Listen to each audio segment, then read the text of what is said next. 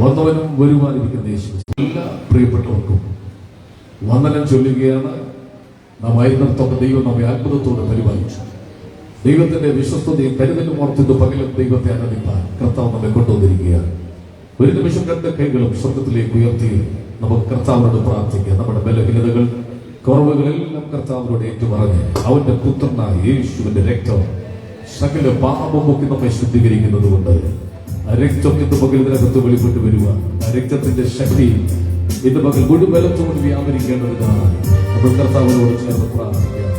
ആ അഭിഷേകത്തിന്റെ നിറവ് ഇന്ന് പകൽ വെളിപ്പെടുക, അഭിഷേകത്തിന്റെ ശക്തി ഇന്ന് പകൽ വെളിപ്പെടുക. ഭക്തർ കരങ്ങളിൽ എത്തിച്ചു കൊടുത്തുകൊണ്ട് തേനിലും മധുരമാ, തേനിലും മധുരമാ യേശു ക്രിസ്തു മാധുരമാ, രുചിച്ചു നോക്കി ഞാൻ കൃപാകലേ. യേശു ക്രിസ്തു മാധുരമാ, രുചിച്ചു നോക്കി ഞാൻ കൃപാകലേ. യേശു ക്രിസ്തു മാധുരമാ. ഒരിക്കൽ കൂടെ തേനിലും മധുരമാ,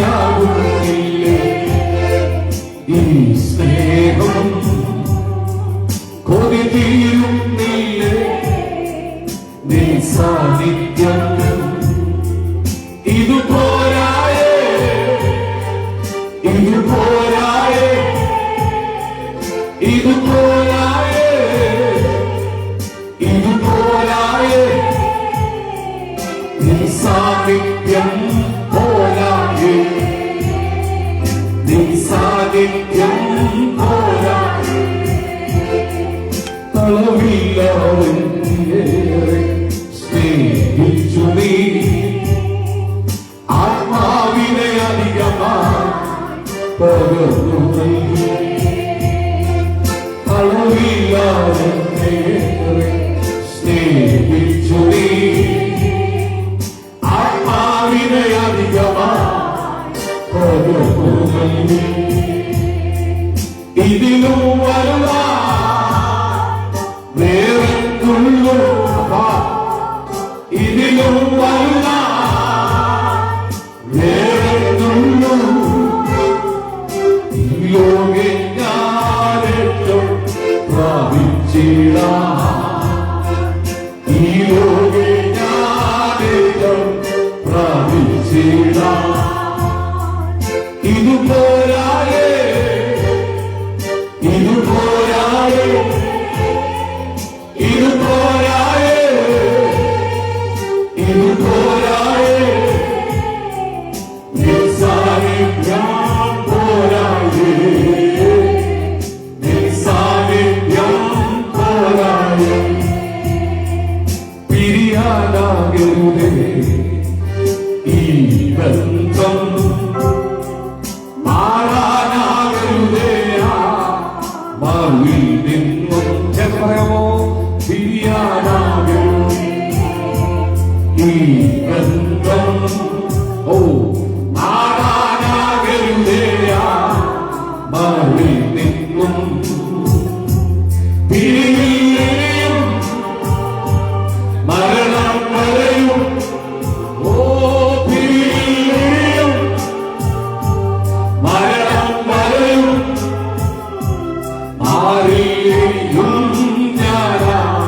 മാറിൽ നിന്നും മാറിയും ഞാനാ മാറിൽ നിന്നും ഒന്ന് ഭാഷ പറഞ്ഞേ. ഇതുപോരായേ ഇതുപോരായേ അവന്റെ സാന്നിധ്യം മകളെ വെളിപ്പെടുവാ. നിറഞ്ഞു നിൽക്കുന്ന ദൈവം അതുപോലെ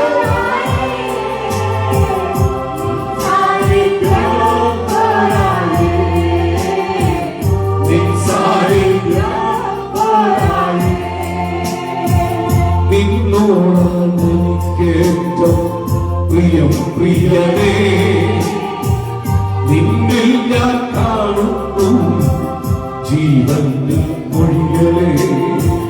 നിന്നോടാണ് എനിക്കേറ്റവും പ്രിയനേ നിന്നിൽ ഞാൻ കാണുന്നു ജീവന്റെ മൊഴികൾ.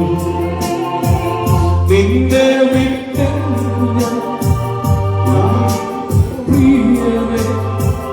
നീയല്ലോ യേശുവേ ജീവന്റെ ജീവൻ.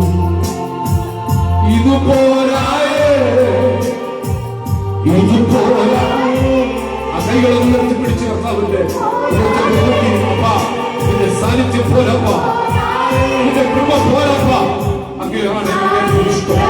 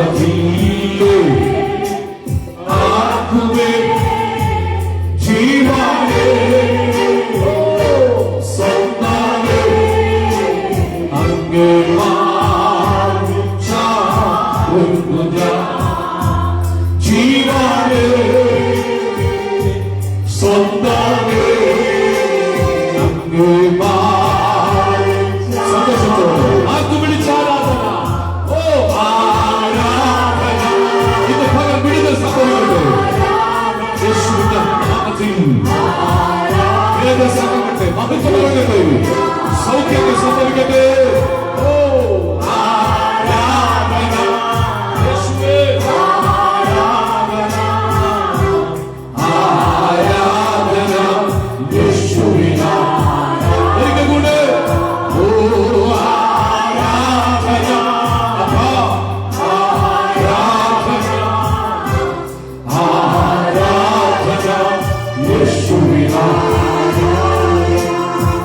രണ്ട് കൈകളൊക്കെ ഉയർത്തിപ്പിടിച്ച് കർത്താവിന്റെ സാന്നിധ്യം ഒന്നാകുന്നേ.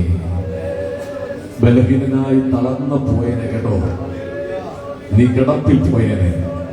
പക്ഷെ കർത്താവിനോട് കാണിച്ച ഒരു വിശ്വസ്തത അതോർത്തിന്ന് പകൽ ആ കൈ ഒന്ന് പൊക്കിപ്പിടിച്ച് മരണം വരെ വിശ്വസ്തയോട് ഇരിക്കാമെന്ന് പറഞ്ഞ കർത്താവ് വാക്ക് പറഞ്ഞാൽ മാറാത്തവനായ ഒരു കർത്താവ് ഇന്ന് പകൽ നമ്മുടെ നടുവിലുണ്ട്. അതിന്റെ ബലഹീനമായ കൈ നീ ഉയർത്തിയപ്പോൾ അദൃശ്യമായ ഒരു കയ്യാ നിന്റെ കയ്യെ തൊട്ടിട്ടുണ്ട്. ആ വിടുതൽ ഇപ്പോൾ നിന്റെ ശരീരത്തിൽ ഇറങ്ങാൻ പോവുകയാണ്. ആ സൗഖ്യം ഈ ആരാധന തുടങ്ങും മുമ്പ് തന്നെ നിന്റെ ശരീരത്തിൽ ഇറങ്ങാൻ പോവുകയാണ്. എല്ലാവരും സ്തോത്രം പറഞ്ഞുകൊണ്ടിരുന്നു. ഒരു മഹത്വം ഇതിനകത്ത് ഇറങ്ങാൻ പോവുകയാണ്. ഒരു തേജസ് ഇതിനകത്ത് ഇറങ്ങാൻ പോവുകയാണ്. നീ ബലഹീനതയോട് നടന്നു വന്നത് ശരിയാ, നീ ക്ഷീണത്തോട് വന്നത് ശരിയാ. നീ പോയപ്പോ പിശാച് പറഞ്ഞു പൊക്കോ, നീ ഇതുപോലെ തിരിച്ചു വരും. പക്ഷെ ഇന്ന് പകൽ ഞാൻ ആത്മാവിൽ പ്രവർത്തിച്ചു പറയുകയാണ്, ഇതുപോലെ നല്ല ബലത്തോട് നിന്നെ തിരിച്ചയക്കാൻ പോവുകയാണ്. വർഷങ്ങളായി കെട്ടിയ കെട്ടുകൾ ഇന്ന് പകൽ പൊട്ടിക്കുന്നതിന് അഭിഷേകം, വർഷങ്ങളായി ബന്ധിച്ച ബന്ധനങ്ങൾ അഴിക്കുന്നതിന് വിടുതൽ, നിന്റെ ഭാവിക്കെതിരെ കെട്ടിയ കെട്ടുകൾ ഇപ്പോൾ യേശുവിന്റെ നാമത്തിൽ കൈ അടിക്കണേ, കൈ അടിച്ചോണം, സ്തുതിക്കണേ, സ്തുതിച്ചോണം. എന്തുകൊണ്ടെന്ന് ചോദിച്ചാൽ ഒരു മഹത്വം ഇന്ന് പകൽ ഇതിനകത്ത് തേജസ്സായിട്ട് വരികയാണ്. അന്യഭാഷ ഉള്ളവർ അന്യഭാഷയിൽ എന്തോ അത്യന്തമായ ഒരു ശക്തി നിന്റെ മേൽ വ്യാപരിക്കുന്നു. അത്യന്തമായ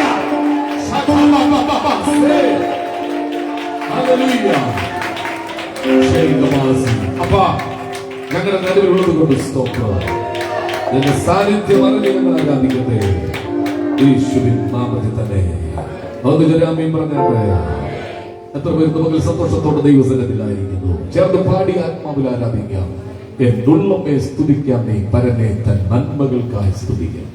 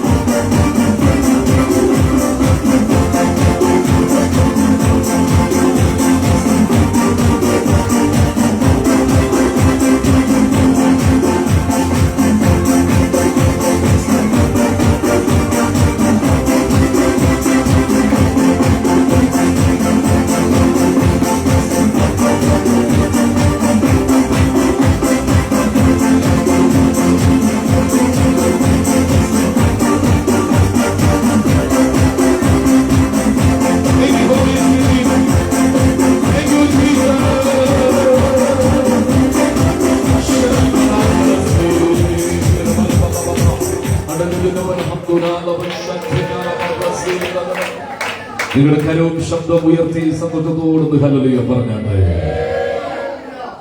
കോഴി തന്നെ ചിറകിന്റെ അടിയിൽ കുഞ്ഞുങ്ങളെ കാത്തു പരിപാലിക്കുന്നത് പോലെ ദൈവം നമ്മെ പരിപാലിച്ചില്ലായിരുന്നെങ്കിൽ ഈ ഞായറാഴ്ച ഇവിടെ വരാൻ കഴിയുകയില്ലായിരുന്നു. എത്രയോ അനർത്ഥങ്ങൾ കൺമുമ്പിലൂടെ കടന്നുപോയപ്പോഴും വിടുവിച്ചെടുത്ത സ്നേഹമോർക്കുമ്പോൾ ചേർന്ന് പാടാൻ ദൈവത്തിന് കഴിയണം.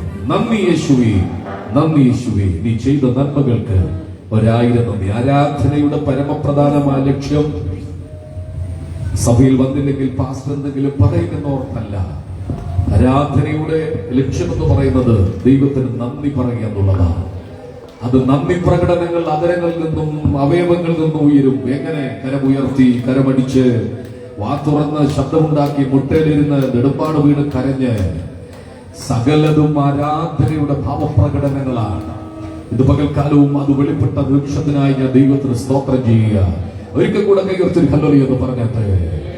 ചേർന്ന് പാടി ആത്മാവിൽ നിറഞ്ഞ ദൈവത്തെ സ്തുതിക്കുക. നന്ദി യേശുവേ, നന്ദി യേശുവേ, നീ ചെയ്ത നന്മകൾക്ക് 1000 നന്ദി.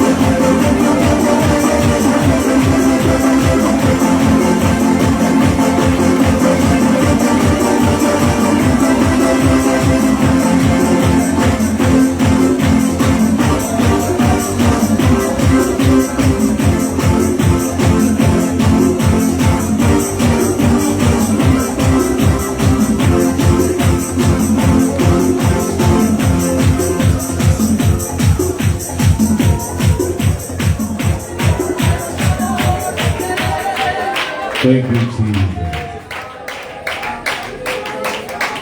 ശക്തരും ബലവാന്മാരും ഒക്കെ വീണുപോയ ഒരു പോർക്കളത്തിൽ ദൈവം നമ്മെ നിർത്തിയിരിക്കുകയാണ്. തകർന്നു പോകാം, ഉടഞ്ഞു പോകാമെങ്കിലും ദൈവത്തിന്റെ കരുണ തീർന്നു പോയിട്ടില്ല. ദൈവത്തിന്റെ കരുണ ഇന്ന് പകലും ഈ ഹോളിനകത്ത് നിറഞ്ഞു നിൽക്കുന്നത് കൊണ്ട് കൈയോർത്തൊരു ഹല്ലേലൂയ പറഞ്ഞാട്ടെ. കഴിഞ്ഞ ദിവസം ഞെട്ടിക്കുന്ന ഒരു വാർത്ത കേട്ടു. ഒരു കൊച്ചു കുഞ്ഞിന് ക്യാൻസറിന്റെ ആരംഭമാണ്. എത്രയോ മാരക രോഗങ്ങൾ ഈ ഭൂമിയിൽ ഉണ്ടായിട്ടും ഈ ശരീരത്തിൽ വഹിക്കുന്ന ദൈവ സാന്നിധ്യം കൊണ്ട് അതിനോടൊക്കെ ജയിപ്പാൻ ദൈവത്തിന്റെ കൃപയ്ക്കായി കൈയോർത്തൊരു ഹല്ലേലൂയ എന്ന് പറഞ്ഞാട്ടെ.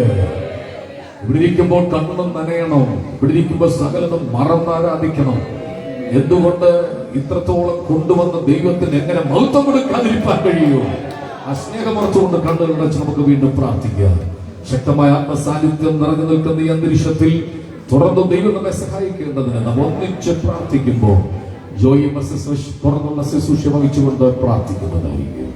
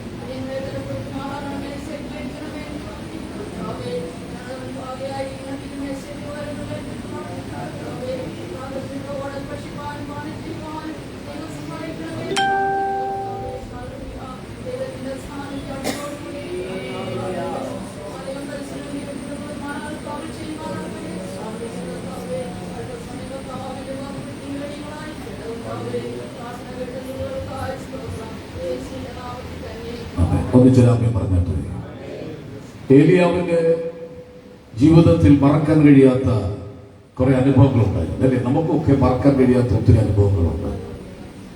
കൈപ്പിന്റെ അനുഭവങ്ങളുണ്ട്, മധുരിക്കുന്ന അനുഭവങ്ങളുണ്ട്. അതിൽ ഏലിയാവ് മറക്കാൻ കഴിയാത്ത കാക്കയെ കൊണ്ട് ദൈവം ഏലിയാവിനെ പോറ്റി. കാണാൻ കൊള്ളാത്ത, ഭംഗിയില്ലാത്ത, പാടിയാൽ ശബ്ദമുണ്ടാക്കിയാൽ അരോചകമെന്ന് തോന്നുന്ന കാക്കയെ കൊണ്ട് ദൈവം ഏലിയാവിനെ പോറ്റുക. ഞാൻ ചോദിക്കട്ടെ, നിങ്ങൾക്ക് എത്ര അപ്പം തിന്നാൻ പറ്റും? നല്ല ടേസ്റ്റുള്ള അപ്പം തന്നാൽ എത്ര അപ്പം തിന്നും നിങ്ങൾ? കുറഞ്ഞത് ഞാനൊരു 3-4 വരെ കഴിക്കും. നല്ല ടേസ്റ്റ് ഉണ്ട്. നിങ്ങളോ? 3 4 ചിലപ്പോ 2 ചിലപ്പോൾ 1. ഏലിയാവിന്റെ ശരീരഘടന വെച്ച് നോക്കുമ്പോൾ, പ്രായം വെച്ച് നോക്കുമ്പോൾ, ആരോഗ്യം വെച്ച് നോക്കുമ്പോൾ എന്റെ അറിവിൽ ഒരു 3 അപ്പമെങ്കിലും ഏലിയാവ് തിന്നും. ഇല്ലേ? വേണം. 3 അപ്പവും ഇറച്ചി. ഏതാണ് ഇറച്ചി കൊണ്ടുവന്ന് കൊടുത്തത് അറിയില്ല, പക്ഷെ നല്ല മൃഷ്ടാന്ന ഭോജനമായിരുന്നു. ഒരു 3 അപ്പവും ഒരു 1/4 കിലോ ഇറച്ചി വേണ്ട, ഇത് 150 ഗ്രാം ഇറച്ചിയെങ്കിലും ഉണ്ടാകും. അതൊരു പാത്രത്തിലാകാം, പുതിക്കെട്ടിലാകാം, ഒന്നും ബൈബിളിൽ എഴുതിയിട്ടില്ല. അപ്പവും കൊടുത്തു, ഇറച്ചിയും കൊടുത്തു, പോറ്റി പുലർത്തി എന്ന് എഴുതിയിരിക്കുന്നത്. ഏലിയാവ് നോക്കുമ്പോ കാക്ക പറന്നു വരികയാണ്. കാക്കയുടെ കയ്യിൽ നിന്നും ഏലിയാവ് അപ്പം വാങ്ങിക്കുന്നു. തുറന്നു നോക്കുമ്പോൾ ഒരു ചോദ്യം. താൻ ഇഷ്ടപ്പെട്ടത് 4 അപ്പമാണെങ്കിൽ, താൻ ഇഷ്ടപ്പെട്ടത് 3 അപ്പമാണെങ്കിൽ, കൊടുത്തുവിട്ടത് 2 ആണെങ്കിലും സ്വന്തം പറഞ്ഞ് എന്ത് ചെയ്യണം?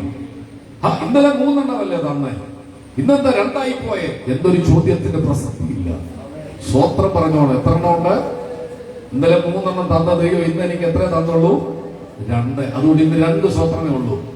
അല്ല, നാളെ 4 തരാൻ ദൈവം വിശ്വസ്തനാണ്. ചേർന്നൊരാമ്യം പറഞ്ഞിട്ട് എന്നെ ചിന്തിപ്പിച്ചത്, ഞാൻ കഴിഞ്ഞ ദിവസങ്ങളിൽ മക്കളുടെ കൂടെ ആയിരുന്നു. അവിടുത്തെ കാക്കയുടെ പടമൊക്കെ എടുത്തിട്ടുണ്ട്, ഫോട്ടോ എടുത്തിട്ടുണ്ട്. ശക്തിയുള്ള കാക്കയാണ്. അതിന്റെ ചുണ്ടൊക്കെ കണ്ടു ഞെട്ടിപ്പോകും. UK അയർലൻഡിലെ കാക്ക. ഇവിടുത്തെ കാക്ക കരയുന്ന പോലെ അല്ല അവിടുത്തെ കാക്ക കരയുന്നത്, വേറൊരു ശബ്ദമൊക്കെയാണ്. അപ്പൊ എന്റെ മനസ്സിനകത്ത് വന്നൊരു ചിന്തയാണ്, ഭയങ്കരമായ തണുപ്പുള്ള ആ രാജ്യത്ത് അതിന്റെ ചെറുതൊക്കെ വലുതാണ്, ചുണ്ട് വലുതാണ്, കാലുകൾ കരുത്തുണ്ട്.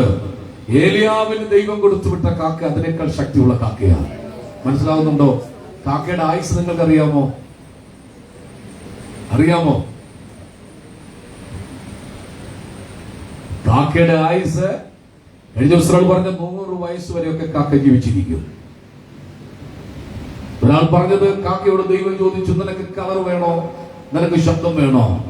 കുയിലിനോട് ചോദിച്ചു, നിനക്ക് കളർ വേണോ, ശബ്ദം വേണോ? കുയില് പറഞ്ഞ എനിക്ക് ശബ്ദം മതി.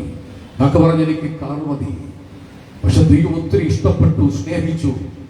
ദൈവം കൊടുത്തുവിട്ട ഏലിയാവ് തിന്നു സ്തോത്രം ചെയ്തു. ഞാനിത് പറയാൻ കാരണം, ഭക്ഷണമില്ലാതെ വാടി നീ തളർന്നു കിടക്കുമ്പോൾ ഇന്നലെ 3 എണ്ണം തന്ന ദൈവം ഇന്ന് 2 തന്നുള്ളൂ എന്ന് ഓർത്ത് മിണ്ടാതിരിക്കരുത്. നാളെ 4 തരാൻ ദൈവം വിശ്വസ്തനാ. ദൈവത്തിന്റെ ഭണ്ഡാരത്തിൽ അളവില്ലാതെ ഉണ്ടെന്നേ. അത് മറന്നിന്ന് പകൽ ഉറക്ക സ്തോത്രം ചെയ്യണം.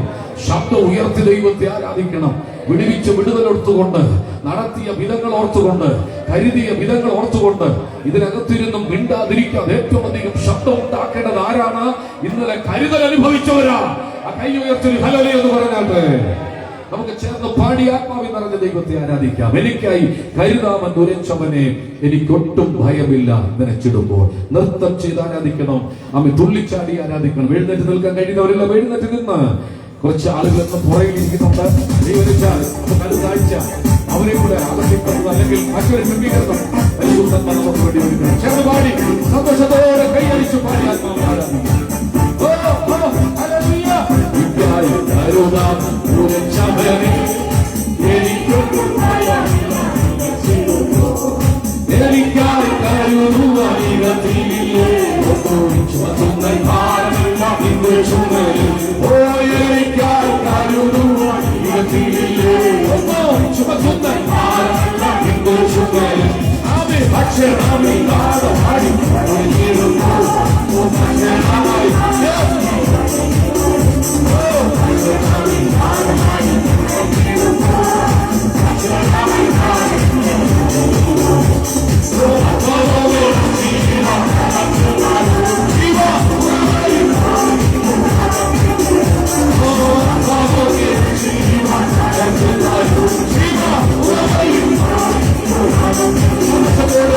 Hey!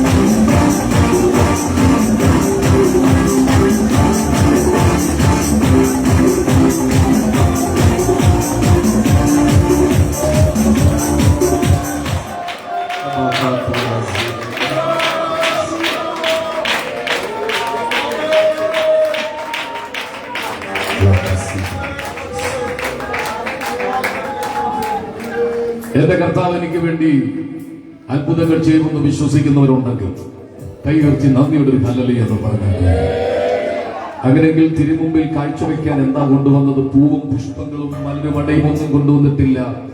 കൊണ്ടുവന്നത് സ്തോത്രം എന്ന യാഗമാണ്. അതിന്ന് പകൽ അവന്റെ മുമ്പിൽ അർപ്പിക്കുമ്പോൾ അത് അനുഗ്രഹം മഴയായി പെയ്യുമെന്ന് വിശ്വസിക്കുന്നവരുണ്ടെങ്കിൽ ആ കൈ ഉയർത്തി ഒന്ന് പിടിച്ച് കർത്താവേ, തിരുമുമ്പിൽ എന്നെ തന്നെ യാഗമാക്കുകയാണ്. സ്വർഗസുഖം വെടിഞ്ഞ് താണഭൂമിയിൽ ഇറങ്ങി വന്ന കർത്താവേ,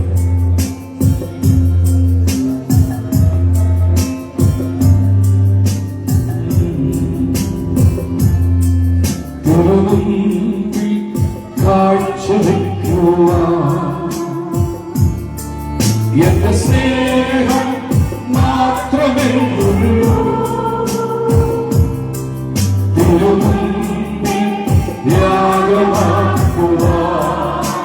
എന്റെ ഹൃദയം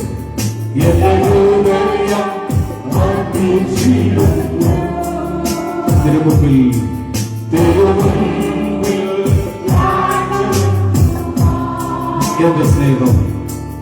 എന്റെ സ്നേഹം മാത്രമേ ഉള്ളൂ.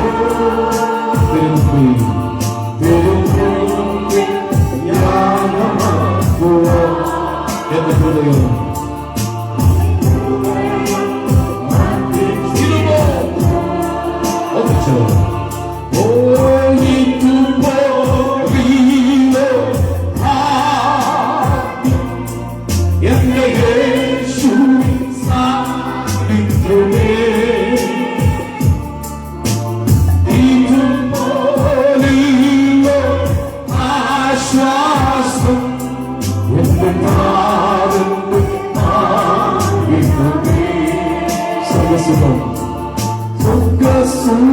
പീഠം വെടിഞ്ഞോ എന്നെ തേടി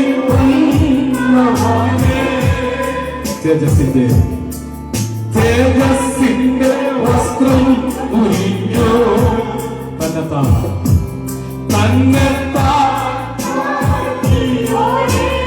ഇന്നു ആരാധിക്കുമ്പോ ഞങ്ങൾ കാണുന്നു നിന്നെ തേജസ്സിന്റെ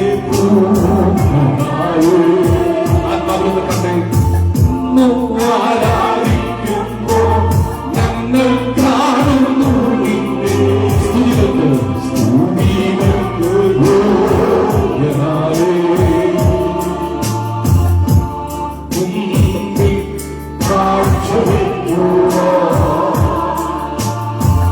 എന്റെ സ്നേഹം മാത്രമേ ഉള്ളൂ. തിരുമുമ്പിൽ യാഗമാക്കുക എന്റെ ഹൃദയം അർപ്പിച്ചിടുന്നു. കുഞ്ഞാടെ നീ അറുക്കപ്പെട്ടു, തിരുരക്തമെന്നെ വിലയ്ക്കു വാങ്ങി.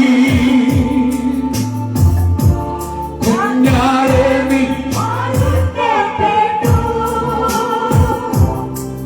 തിരുരക്തമെന്നെ വിലയ്ക്കു വാങ്ങി. രാജകീയ പുരോഹിതനായി രാജകീയ പുരോഹിതനാ മഹാകരുണയാ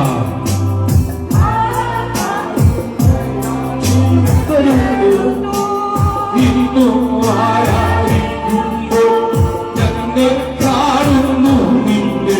രാജാവ് രാജാവ്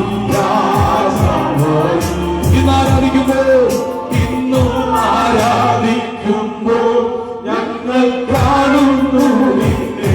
കർത്താവേ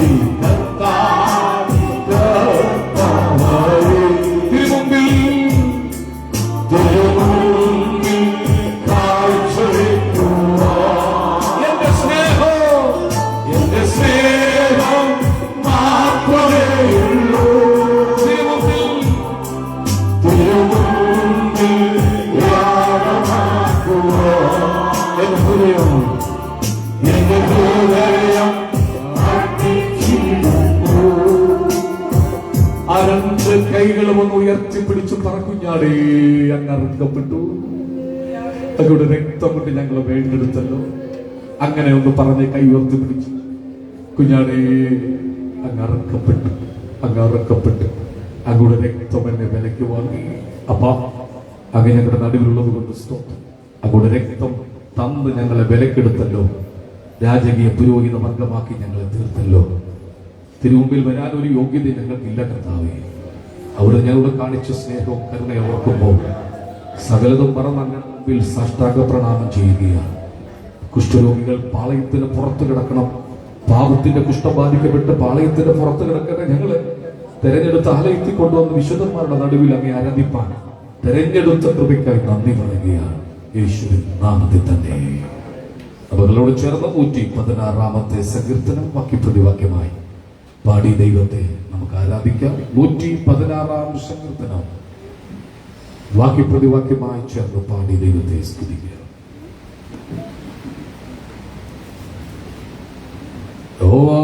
എന്റെ പ്രാർത്ഥനകൾ യാതനകൾ കേട്ടതുകൊണ്ട് ഞാൻ അവനെ സ്നേഹിക്കുന്നു.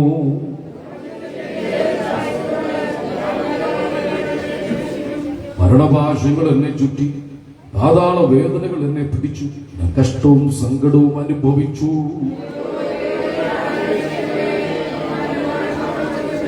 യഹോവ കൃപയും നീതിയുള്ളവൻ, നമ്മുടെ ദൈവം കരുണയുള്ളവൻ തന്നെ. മനമേ, നീ വീണ്ടും സ്വസ്ഥമായിരിക്കാം. യഹോവ നിനക്ക് ഉപകാരം ചെയ്തിരിക്കുന്നു.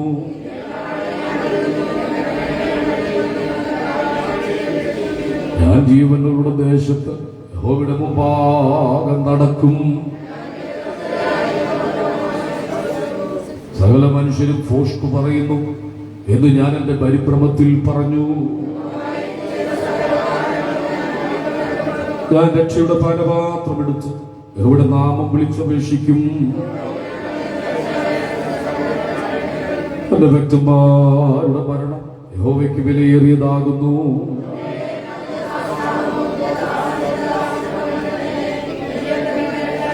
ഞാൻ നിനക്ക് സ്തോത്രയാഗം കഴിച്ച് യഹോവയുടെ നാമം വിളിച്ചപേക്ഷിക്കും. അടുത്ത വാക്യം കൂടെ ചേർന്ന് വായിക്കാം. നമ്മുടെ വിശുദ്ധ കൈകൾ ഉയർത്തി ദൈവത്തിന് സ്തോത്രം ചെയ്യുക. നമ്മുടെ കർത്താവ് ആരാധനയ്ക്ക് യോഗ്യനാകിയെല്ലാം സ്തോത്രം ചെയ്യുക. അവൻ നമ്മെ പാപത്തിൽ നിന്ന് വീണ്ടെടുത്തത് കൊണ്ട് സ്തോത്രം ചെയ്യുക. മക്കളും അവകാശികളുമായി തീർത്തത് കൊണ്ട് കൈയുയർത്തി സ്തോത്രം ചെയ്യുക. തകർത്തിടി മുഴക്കം പോലെ സ്വർഗത്തിൽ ഞാൻ പിന്നെയും കേട്ടത്, മഹാപുരുഷാരത്തിന്റെ ഘോഷം പോലെ സ്വർഗത്തിൽ ഞാൻ പിന്നെയും കേട്ടത്, വൈദികന്മാർ വീണ വീട്ടുന്നത് പോലെ സ്വർഗത്തിൽ ഞാൻ പിന്നെയും കേട്ടത്. ശബ്ദം ഉയർത്തി സന്തോഷത്തോട് ഹല്ലേലൂയ പറഞ്ഞാട്ടെ. ദൈവമേ, സ്വർഗ്ഗസ്ഥ പിതാവേ, അങ്ങയുടെ പുത്രനെ ഞങ്ങൾക്ക് വേണ്ടി കാൽവറി തന്നതുകൊണ്ട് സ്തോത്രം. യേശു ക്രിസ്തുവിന് തന്നിരിക്കുന്ന എല്ലാ ആത്മീക, ഭൗതിക, ശാരീരിക, മാനസിക നന്മകൾക്കായി നന്ദി പറയുകയാണ്.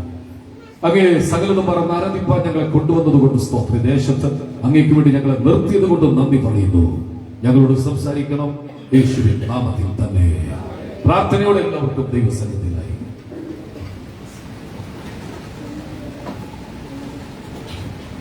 Praise the Lord. Praise the Lord. ഒരു മാസക്കാലം മക്കളൊപ്പം അയർലൻഡിന്റെ പ്രദേശത്തായിരുന്നു. നിങ്ങൾ ശക്തമായിട്ട് ഞങ്ങൾക്ക് വേണ്ടി പ്രാർത്ഥിച്ചു. സുഖത്തോടും ക്ഷേമത്തോടും ഇന്നലെ രാവിലെ എത്തിച്ചേരുവാൻ ദൈവം കൃപ കാണിച്ചു. സഭയെ ദൈവം ഭദ്രമായി പരിപാലിക്കുകയും അംഗസംഖ്യ കുറയാതെ വണ്ണം ദൈവം സൂക്ഷിക്കുകയും ചെയ്ത വിശ്വസ്തയോർത്ത ദൈവത്തിന് നന്ദി പറയുകയാണ്.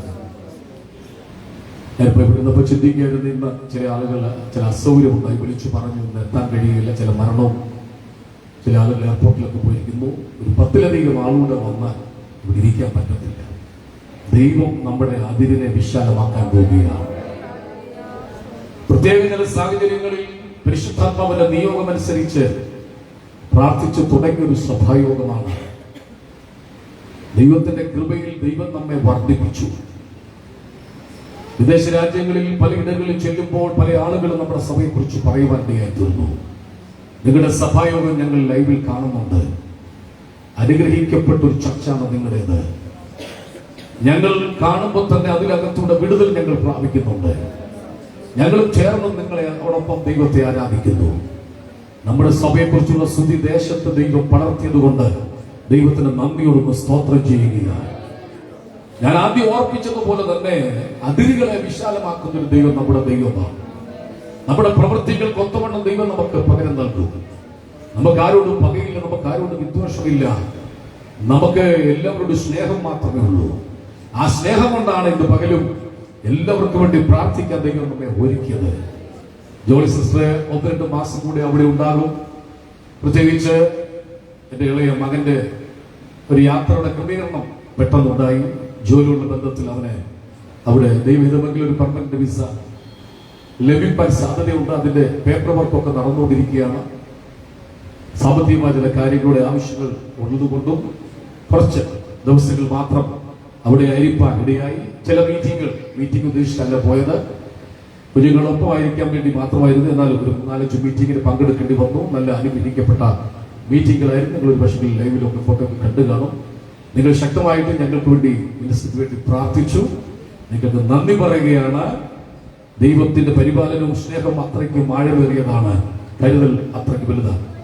UK പോകാൻ ടിനും ബിനും ഒക്കെ അവിടെയുണ്ട്. 19-ാം തീയതി പോകാനുള്ള ക്രമീകരണം ചെയ്തുവെങ്കിലും പോകാൻ കഴിഞ്ഞില്ല. അയർലൻഡിൽ ചില അത്യാവശ്യ കാര്യങ്ങൾ ചെയ്തു തീർക്കേണ്ടതുള്ളത് കൊണ്ട് പ്രിയപ്പെട്ടവർക്ക് ടിനും ബിനും ഒക്കെ സന്തോഷമായിരിക്കുന്നു. കുറച്ചു ദൂരം യാത്ര ചെയ്താൽ അവരെ കാണാമായിരുന്നു. പക്ഷെ ദൈവത്തിന്റെ സമയത്തിന് വേണ്ടി അത് ഏൽപ്പിച്ചു കൊടുത്തിരിക്കുകയാണ്. നമുക്ക് ഇന്ന് പകൽ പരിശുദ്ധാത്മാവ് തന്ന ഒരു ചെറിയ ദൂതുണ്ട്. ആ ദൂത് നിങ്ങളുമായി വേഗത്തിൽ പങ്കുവെച്ച് പ്രാർത്ഥിച്ച് ഞാൻ എന്റെ വാക്കുകളെ അവസാനിപ്പിക്കാൻ ആഗ്രഹിക്കുകയാണ്. 116-ാം സങ്കീർത്തനത്തിന്റെ 1-ാമത്തെ വാക്യമാണ് തുടക്കത്തിൽ നമ്മൾ ചിന്തിക്കുന്നത്. ഒന്ന് വായിക്കാം. 116-ാം സങ്കീർത്തനത്തിന്റെ 1-ാം വാക്യം.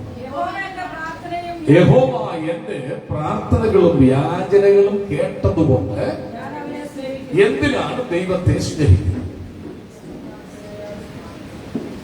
എന്തിനാണ് ദൈവത്തെ സ്നേഹിക്കുന്നത്?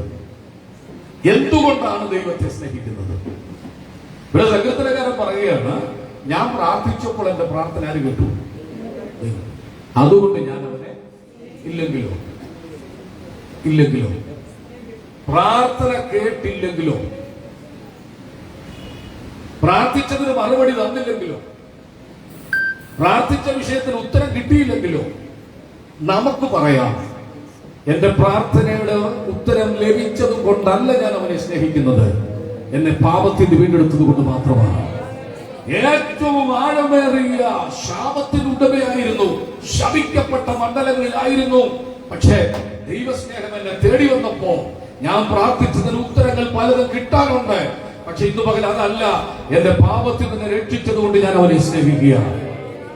2-3 വ്യക്തികളെ നമുക്കൊന്ന് പരിശോധിക്കാം വേഗത്തിൽ. ഇവിടെ സങ്കീർത്തനക്കാരൻ പറയുന്ന 3 കാര്യമുണ്ട്. അത് പറഞ്ഞിട്ട് ആ അടുത്ത വിഷയത്തിലേക്ക് വരാം. 116-ാം സങ്കീർത്തനത്തിന് 1-ാം വാക്യത്തിൽ വായിച്ചു, ഞാൻ സ്നേഹിക്കുന്നു അവനെ, പക്ഷേ എന്റെ പ്രാർത്ഥന കേട്ടതുകൊണ്ട് മാത്രമാണ്. തിരിച്ചൊരു ചോദ്യം നമ്മൾ ചോദിച്ചു, പ്രാർത്ഥനക്കാരാ, നിന്റെ പ്രാർത്ഥനയ്ക്ക് മറുപടി കിട്ടിയില്ലെങ്കിൽ നീ സ്നേഹിക്കത്തില്ലേ?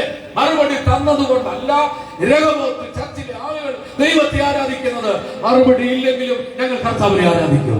സാഹചര്യങ്ങൾ മുഴുവൻ നിനക്കെതിരായിരിക്കാം, എല്ലാം നിനക്ക് പ്രതികൂലമായിരിക്കാം, ആരും നിനക്ക് അനുകൂലമില്ലായിരിക്കാം. 100 പ്രാർത്ഥനകൾ പ്രാർത്ഥിച്ചിട്ട് മറുപടി കിട്ടാതെ വണ്ണം അത് വേസ്റ്റ് ബോക്സിലേക്ക് ആ പേപ്പറുകൾ വലിച്ചെറിഞ്ഞിട്ടുണ്ടായിരിക്കാം. പക്ഷെ ഇന്ന് പകൽ ഞാൻ ആത്മാവിൽ പറയുകയാണ്, പരിശോധിക്കുന്ന ഒരു ദൈവകരം അതിനകത്ത് വെളിപ്പെടാൻ പോകുകയാണ്. പ്രാർത്ഥിച്ചുകൊണ്ടിരിക്കണം. മറുപടി ഇന്ന് പകൽ കണ്ടെത്തിയിട്ട് ദൈവത്തിന് എവിടെ നയിക്കത്തുള്ളൂ. നിന്നെ ഒന്ന് പരിശോധിക്കുവാൻ, നിന്റെ വിശ്വാസത്തിന്റെ ആഴമറിയുവാൻ ദൈവം നിനക്ക് വേണ്ടി വെയിറ്റ് ചെയ്യുന്ന സമയമായിരുന്നു. നീ ദൈവത്തിന് വേണ്ടി വെയിറ്റ് ചെയ്തതുകൊണ്ട് ദൈവം ഇന്ന് പകൽ നിനക്ക് വേണ്ടി പ്രവർത്തിക്കാൻ പോവുകയാണ്. മറുപടി കിട്ടി. ഇവൻ ചോദിച്ച ചോദ്യങ്ങൾ 3 ഉപകാരം ചെയ്തു എന്ന് പറയും. എന്താണ് ഉപകാരം ചെയ്തത്? 8-ാം വാക്യം നോക്കിക്ക്. 8-ാം വാക്യം ഇവിടെ പറയാനൊരു കാര്യമുണ്ട്. എന്റെ പ്രാണനെ മരണത്തിൽ നിന്ന് രക്ഷിച്ചു. മരണത്തിൽ നിന്ന് രക്ഷിച്ചു. എവിടെ? പ്രാണൻ നഷ്ടപ്പെട്ടു പോകാമായിരുന്നു. ഫ്ലൈറ്റിലൊക്കെ കയറിയിട്ടുള്ളവർക്കറിയാം, ടേക്ക് ഓഫ് ചെയ്യുമ്പോൾ എയർ ഹോസ്റ്റസ് വന്ന് ചില കാര്യങ്ങളൊക്കെ ഇങ്ങനെ കാണിക്കും. ഇത് പൊട്ടിത്തെറിച്ചു പോയ വെള്ളത്തിൽ വീണ എങ്ങനെ രക്ഷപ്പെടണമെന്നൊക്കെ കാണിക്കും. ഓക്സിജൻ കിട്ടാത്ത ആരെങ്കിലും ഉണ്ടെങ്കിൽ അതിനുള്ള പ്രത്യേക ക്രമീകരണമുണ്ട്. ബട്ടൺ ഞെക്കിയാൽ താഴ്ത്ത് വരും. ഒരു മനുഷ്യന് പ്രയാസമുണ്ട്. പ്രാണൻ പോകുന്ന പോലെ പെടയുന്ന അവസ്ഥ, ശരീരത്തിൽ നിന്നും പ്രാണൻ പോകുന്നത് പോലെ ഈ ശരീരം വിട്ട് ജീവൻ പോകുന്ന ഒരു സന്ദർഭം ഭയങ്കരമാ. കൈകാലിട്ടടിക്കും, ശ്വാസം കിട്ടാതെ കണ്ണു പുറത്തെ കുന്തും, നാവ് അണ്ണാക്കോട് വറ്റിപ്പോകും, ശരീരത്തിലെ ഞരമ്പുകൾ വലിഞ്ഞു മുറുകും. അനുഭവിച്ചിട്ടുണ്ടോ? പ്രാണൻ പോകുന്ന ഒരു സാഹചര്യം ജീവിതത്തിൽ ഉണ്ടാകും. പക്ഷേ ഇവിടെ സങ്കീർത്തനക്കാരൻ പറയുക, ഞാൻ സ്നേഹിക്കാനുള്ള കാരണം ഇതാണ്, അവൻ എന്റെ പ്രാണനെ രക്ഷിച്ചു. അപകടങ്ങൾ ഒന്നിനു പുറകെ ഒന്നായി കടന്നു വന്നപ്പോഴും പ്രാണന് കേടുവരാതെ ഇന്നു മകൾ രക്ഷിച്ച ദൈവത്തെ ഒന്ന് കൈ അടിച്ചൊന്ന് സ്തോത്രം ചെയ്താട്ടെ. ഒരു ചെറിയ വീഴ്ച മതിയായിരുന്നു, നീ തളർന്നു പോയാനെ. ഒരു ചെറിയ അപകടം മതിയായിരുന്നു, നീ കിടപ്പിലായി പോയാനെ. പക്ഷെ നിന്നെ കിടത്താത്തൊരു ദൈവം, നിന്നെ തളർത്തി കിടത്താത്തൊരു ദൈവം നമ്മുടെ ദൈവം. അവിടെ പറയുന്നത് പ്രാണനെ രക്ഷിച്ചു. രണ്ടാമതായിട്ട് എന്താ നോക്കിക്കേ, 116 സങ്കീർത്തനത്തിന്റെ 16 വാക്യം നോക്കിക്കേ. 16.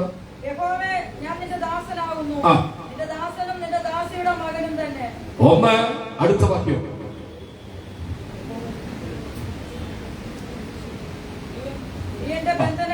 ആ വാക്യം മൂന്നാമത്തെ സാഹചര്യം എന്താണ്?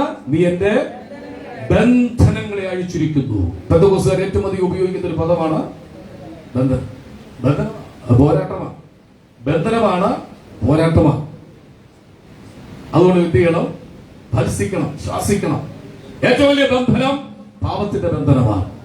അതൊന്ന് ഇറക്കി വെക്കാൻ എവിടെയെല്ലാം ഓടിയവരാ, നേർച്ച കാഴ്ചകളും ഒക്കെ ഇട്ട് പലയിടങ്ങളിലും സഞ്ചരിച്ചവരാ.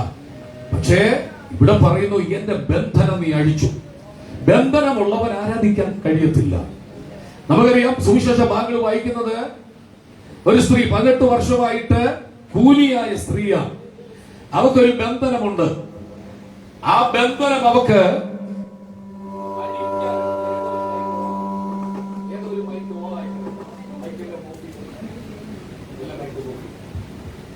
ഒരു ബന്ധനമുണ്ട് ആ സ്ത്രീക്ക്. ആ സ്ത്രീയുടെ ബന്ധനം ആലയത്തിൽ വന്നാൽ അവിടെ എങ്ങനെ ഇരിക്കുന്നേ? കുരിഞ്ഞായിരിക്കുന്നത്. നമ്മളൊന്ന് എഴുന്നേറ്റ് വന്നേ. പള്ളി വന്നാൽ എല്ലാവരെയും നോക്കാൻ നമുക്ക് പറ്റത്തില്ല. ഒന്ന് കുനിഞ്ഞിരുന്നേ. എന്നിട്ട് എല്ലാവരും ഒന്ന് തലമുക്കി നോക്കിക്കേ. അതൊക്കെ പറ്റത്തില്ല, വലിയ പാടാ. കാരണം എന്തുണ്ട്? ഒരു കൂനുണ്ട് അവിടെ മുതുകത്ത്. പക്ഷെ ഒരു സഭായോഗം അവൾ എന്ത് ചെയ്യത്തില്ല. ഒരു തലവേദനയാ എന്ന് പറഞ്ഞ് അവള് സഭായോഗത്തിന് വരാതിരിക്കത്തില്ല. കൂലിയാണെങ്കിലും കുനിഞ്ഞിരിക്കുന്നെങ്കിലും ആലയത്തിൽ വന്നവള്, ഇനി പറഞ്ഞ് കേൾക്കണം, അവള് വന്നത് അവിടെ കൂന് അടിയാനല്ല, ദൈവത്തെ മഹത്വപ്പെടുത്താനാണ്, ദൈവത്തെ സ്തുതിക്കാനാണ്. യേശു ആലയത്തിൽ വന്ന എല്ലാവരെയും നോക്കും. ഞങ്ങൾ നോക്കുന്നത് എല്ലാവരും ഇന്ന് വന്നിട്ടുണ്ടോ എന്നാ. ഞങ്ങൾ പാസ്റ്റർമാർ നോക്കുന്നത് ഇന്ന് സഭായോഗത്തിൽ എല്ലാവരും ഉണ്ടോ, ഇല്ലെങ്കിൽ ഫോൺ വിളിക്കുന്നത് കഴിഞ്ഞ ഉടനെ. പക്ഷെ യേശു വന്നാൽ നോക്കുന്നത് അതല്ല. യേശു നോക്കുന്നത് കൈവരുന്ന മനുഷ്യരുണ്ടോ എന്നാ. യേശു നോക്കുന്ന കുനിഞ്ഞിരിക്കുന്ന മനുഷ്യരുണ്ടോ. യേശു നോക്കുമ്പോൾ ഒരു സ്ത്രീ കുനിഞ്ഞിരിക്കുക ആലയത്തിനകത്ത്. യേശു അവളെ അടുക്ക വിളിച്ചു. യേശു അവളെ അടുക്ക വിളിച്ചിട്ട് അവളുടെ മുതുകത്ത് കൈവച്ചു. എന്നിട്ട് ഇങ്ങനെ പറയുന്നത്, നിന്റെ ബന്ധനങ്ങൾ അഴിഞ്ഞിരിക്കുന്നു. അടുത്തൊരു പദമാണ്, അവൾ നിവർന്നു നിന്നു ദൈവത്തെ ആരാധിച്ചു. ആത്മമണ്ഡലത്തിൽ ലോകത്തിലെ കണ്ണോടിക്കുമ്പോൾ കുനിഞ്ഞു പോകുന്ന ഒരുപാട് ആളുകളുണ്ട്. സാമ്പത്തിക ക്ലേശങ്ങൾ, ഭൗതിക വിഷയങ്ങൾ, പരസ്പര സ്നേഹമില്ലാത്ത അവസ്ഥയിലൊക്കെ മനസ്സ് കുനിഞ്ഞു പോകുന്ന ആളുകളുണ്ട്. മനഃപൂർവ്വം നിന്റെ മനസ്സ് കുനിക്കരുത്. നിന്നെ വിടുവിച്ച് നിവരെ നിർത്തിയ ദൈവത്തിന്റെ മുമ്പിൽ ആരാധിക്കാൻ വരുമ്പോ സകലതും മറന്നവരെ ആരാധിക്കണം. ലോകത്തിന്റെ ബന്ധനം നിന്നെ കുനിയാനിടയാകും. പാപത്തിന്റെ കുരുക്ക് ആലയത്തിൽ വരുമ്പോൾ നീ കുനിഞ്ഞിരിക്കാൻ സാധ്യതയുണ്ട്. ശാപങ്ങളും ബന്ധനങ്ങളും ആലയത്തിൽ വരുമ്പോൾ നിന്റെ മനസ്സ് കുനിയിക്കുക. ശരീരഘടനയുടെ വ്യത്യസ്തമായ സാഹചര്യത്തിൽ കുനിയുന്നതിന് ഭയങ്കരമാണ് മനസ്സ് കുനിഞ്ഞിരിക്കുന്ന അവസ്ഥ. ഇന്ന് പകൽ മനസ്സ് കുനിഞ്ഞിരിക്കുന്നവരുണ്ടെങ്കിൽ നിന്റെ മനസ്സിനെ ഉയർത്തുന്ന ഒരു ദൈവം ഇന്ന് പകൽ ഇവിടെ ഉണ്ട്. ആ സ്ത്രീയെ സൗഖ്യമാക്കി. ഇവിടെ പറയട്ടെ, എന്റെ ബന്ധനം. അപ്പോൾ ശാരീരിക ബന്ധനം അഴിയുന്നതിലും ഏറ്റവും വലുത് പാപത്തിന്റെ ബന്ധനം അഴിയണം. ഇന്ന് പകൽ ഞാൻ വിശ്വസിക്കുന്നകത്തിരിക്കുന്ന മുഴുവൻ ആളുകളും പാപത്തിന്റെ ബന്ധനം അഴിഞ്ഞവരാ. അങ്ങനെ ഉറപ്പുണ്ടെങ്കിൽ ഒരു ഹല്ലേലൂയ ഉറക്കെ പറഞ്ഞാട്ടെ. ബന്ധനം അഴിഞ്ഞു. ഇനി ബന്ധിക്കപ്പെട്ട അവസ്ഥയിലല്ല പോകുന്നത്, ഇനി നാം വിടുവിക്കപ്പെട്ട അവസ്ഥയിലാണ്. അപ്പൊ 3 കാര്യമാണ് ഇവിടെ ഓർപ്പിച്ചത്. ഒന്ന്, എന്റെ പ്രാണനെ രക്ഷിച്ചു. എങ്ങനെയായിരുന്നു രക്ഷിച്ചത്? നിന്നെ കണ്ണിൽ നിന്നും പ്രാണനെ മരണത്തിൽ നിന്ന് വിടുവിച്ചു. അത് ഓർത്തിയ സ്തോത്രം ചെയ്യാം. ഒന്ന്, എന്റെ ബന്ധനങ്ങൾ നീ എന്ത് ചെയ്തു? 2-3 വ്യക്തികൾ ദൈവത്തെ സ്നേഹിച്ച് നമുക്ക് അവരോട് ചോദിക്കാം, നിങ്ങൾ എന്തിനാണ് ദൈവത്തെ സ്നേഹിക്കുന്നത്? ഒന്നാമതായിട്ട് ഉൽപ്പത്തി പുസ്തകം 13-ാം അധ്യായത്തിന്റെ 1-ാം വാക്യം. ബൈബിൾ തുറന്ന് എല്ലാവരും നോക്കിക്കേ. ഉൽപ്പത്തി പുസ്തകത്തിലേക്ക് സ്ക്രീനിലേക്ക് നോക്കിക്കേ. ഉൽപ്പത്തി പുസ്തകം 13-ാം അധ്യായത്തിന് 1-ാം വാക്യം മുതൽ ശ്രദ്ധിച്ചു വായിക്കണം. ഇങ്ങനെ അബ്രാമും ഭാര്യയും അവനുള്ളതൊക്കെയും അവരോടുകൂടെ ലോത്തും മിസ്രയീമിൽ നിന്ന് പുറപ്പെട്ട തെക്കേ ദേശത്ത് വന്നു. കന്നുകാലി, വെള്ളി, പൊന്ന് ഈ വകയിൽ അബ്രാം ബഹുസമ്പന്നനായി. ചുമ്മാതെ വിളി കേട്ടപ്പോൾ ഒന്നുമില്ലാത്തത് കൊണ്ട് ഇറങ്ങി പുറപ്പെട്ടതാന്ന് ആരെങ്കിലും പറയുന്നെങ്കിൽ അല്ല. ഷാജി പാസ്റ്ററും സാം പാസ്റ്ററും തുടങ്ങിയ സഭയിൽ നിങ്ങൾ വരാനുള്ള കാരണം ഒന്നുമില്ലാത്തത് കൊണ്ട് വന്നവരല്ല. നിങ്ങൾക്ക് എല്ലാം ക്രിസ്തുവിൽ ദൈവം തന്നിട്ടുണ്ട്. അബ്രഹാമേ, എന്തിനാ നീ ഇറങ്ങി പുറപ്പെട്ടത്? ദൈവവിളി കേട്ടപ്പോൾ എന്തുകൊണ്ടാണ് ദൈവശബ്ദത്തിന്റെ പിന്നാലെ പോയത്? ഞാൻ പറയാം. ദൈവം ശില്പിയായി നിർമ്മിച്ചതും അടിസ്ഥാനമുള്ള ഒരു ഭവനം എനിക്ക് തരുമെന്ന് വിശ്വാസമുണ്ട്. ഇവിടെ ഞാൻ പണിത പല കൂടാരങ്ങളും അത് താൽക്കാലിക കൂടാരങ്ങളാണ്. അത് പൊളിക്കേണ്ട ഒരു സാഹചര്യം വരും. ദൈവശബ്ദം കേൾക്കുമ്പോൾ ആ കൂടാരം ഇളക്കി അടുത്ത സ്ഥലത്ത് അടിക്കേണ്ടി വരും. പല സ്ഥലങ്ങളിൽ മാറി മാറി കൂടാരം അടിച്ചു. അബ്രഹാമിന് അറിയാം ഇത് താൽക്കാലിക കൂടാരമാണ്. ആരെങ്കിലും ഭൗതിക വീടിനെ കൊണ്ട് എന്റെ വീട് കണ്ടോ മനോഹരമല്ലേ, 3 നിലയുണ്ട്, 4 നിലയുണ്ട്, 5 മുറിയുണ്ട്, 8 മുറിയുണ്ട് ഒക്കെ പറയും നല്ലതാണെങ്കിലും ഞാൻ പറയാം അതൊക്കെ താൽക്കാലികമാണ്. പിന്നെ അതാണ് ദൈവം ശില്പിയായി നിർമ്മിച്ചതും അടിസ്ഥാനമുള്ളതും. ഇപ്പോൾ ഇട്ടിരിക്കുന്നത് അടിസ്ഥാനമില്ലാത്തതാണ്.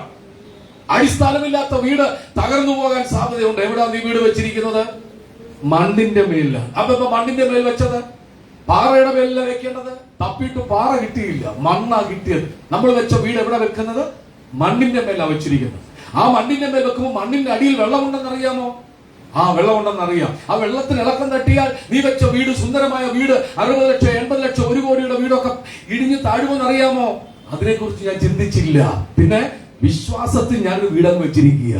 ഇത് പൊളിയും, ഇത് തകരും. കണ്ടില്ലേ വയനാട്ടിൽ 100-ലധികം കുടുംബങ്ങൾ, എത്രയോ കുടുംബങ്ങൾ തകർന്നു തരിപ്പണമായി. എത്രയോ സ്വപ്നങ്ങൾ കണ്ടു കിടന്നുറങ്ങിയവരാ. ഒറ്റ രാത്രി കൊണ്ട് സ്വപ്നങ്ങൾ തകർന്നുപോയി. അബ്രഹാം പറയുകയാണ്, ഞാൻ ദൈവത്തെ സ്നേഹിക്കാനുള്ള കാരണം മറ്റൊന്നുമല്ല, ദൈവശില്പിയായി നിർമ്മിച്ചതും അടിസ്ഥാനമുള്ള ഒരു ഭവനത്തിന് വേണ്ടി ഞാൻ കാത്തിരിക്കുകയാണ്. അതുകൊണ്ട് കൂടാരങ്ങളിൽ മാറി മാറി ഞാൻ കിടന്നാലും എനിക്കൊരു സ്വസ്ഥതയും സമാധാനം തരുന്നൊരു ദിവസമുണ്ട്. അപ്പോൾ ബഹുസമ്പന്നനായ അബ്രഹാം ദൈവവിളി കേട്ടപ്പോൾ സമ്പത്തില്ലാഞ്ഞതുകൊണ്ടല്ല ഇറങ്ങി പുറപ്പെട്ടത്. ഏതൊക്കെ നിലയിൽ താൻ സമ്പന്നനായിരുന്നു? കന്നുകാലികൾ. വായിച്ചേ. കന്നുകാലി, വെള്ളി, പൊന്ന് ഈ വകയിലൊക്കെയും സമ്പന്നതയല്ല വായിക്കുന്നത്. ഒരു വീട്ടിനകത്ത് 5 പേരുണ്ടെങ്കിൽ എന്തുമാത്രം പ്രയാസമാ. ബ്രേക്ക്ഫാസ്റ്റ് കഴിഞ്ഞാൽ ഉടനെ സഹോദരിമാരുടെ ചിന്ത ഇനി ഉച്ചയ്ക്ക് ലഞ്ച് എന്താണ്? ലഞ്ച് കഴിഞ്ഞാൽ ഉടനെ അടുത്ത ചിന്ത എന്തുവാ? അത്താഴം എങ്ങനെയാ? ഇങ്ങനെ ചിന്തകൾ, ചിന്താഭാരങ്ങൾ. അബ്രഹാമിന്റെ വീട്ടിൽ 318 കായിക അഭ്യാസികളുണ്ട്. നമ്മുടെ ഭാഷ പറഞ്ഞാൽ ഒരു 5 പൊറോട്ടയും 2 ബീഫൊക്കെ കഴിക്കുന്ന നല്ല സൈസ്, നല്ല മസിലുള്ള കുറെ എണ്ണം ഇവിടെ ഉണ്ട്. അബ്രഹാമിന്റെ വീട്ടിലുണ്ട്. അവരുടെ ഭാര്യമാര് കാണും, അവരുടെ കുഞ്ഞുങ്ങൾ കാണും. അത് മാത്രമല്ല, അബ്രഹാമിന്റെ ദാസീദാസന്മാർ ഒട്ടകത്തെ മേയ്ക്കുന്നവരുണ്ട്, ആടുപാടുകളെ മേയ്ക്കുന്നവരുണ്ട്, കന്നുകാലികളെ മേയ്ക്കുന്നവരുണ്ട്. ചുരുക്കി പറഞ്ഞാൽ ഒരു കല്യാണ വീടിന്റെ അവസ്ഥയാണ് അബ്രഹാമിന്റെ വീട്. ബ്രേക്ക്ഫാസ്റ്റ് കല്യാണത്തിന് ആളുകൾ വരുന്നത് പോലെയാ. ലഞ്ച് ഒരുക്കുമ്പോഴും കല്യാണത്തിന് ആളുകൾ വരുന്നത് പോലെ ആടുകളെ അറുത്ത്, കാളകളെ അറുത്ത് മൃഷ്ടാന ഭോജനം കഴിക്കുന്ന അബ്രഹാമേ, നിനക്ക് അതിലങ്ങ് സംതൃപ്തിപ്പെട്ടു പോയാ പോരെ? ഇല്ല, ഞാൻ അതിൽ സംതൃപ്തനല്ല. കാരണം ഞാൻ ദൈവത്തെ സ്നേഹിക്കുക.